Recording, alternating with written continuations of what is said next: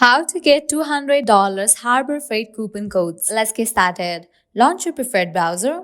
Over here, you're gonna find the search box, type in Harbor Freight coupon and search for it. Different website links will appear. Using any of these websites, you can easily get working coupon code for Harbor Freight. So go ahead and open any of these websites. For instance, I'm gonna open this one website, Coupon Follow. Once you open it, you're gonna find amazing deals and offer. $200 off, $80 off, $120 off, and many more.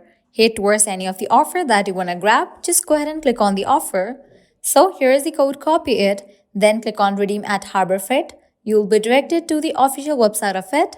Then you can log into your account, make a purchase and proceed to checkout. While in the checkout page, you will find the section of codes. Over there, type in your code and confirm your order. With that, you will get the discount in your order.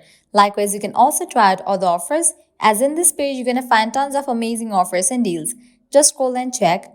Lastly, make sure to go through these websites as well, because these websites will also provide you working coupon code for Harbor Freight.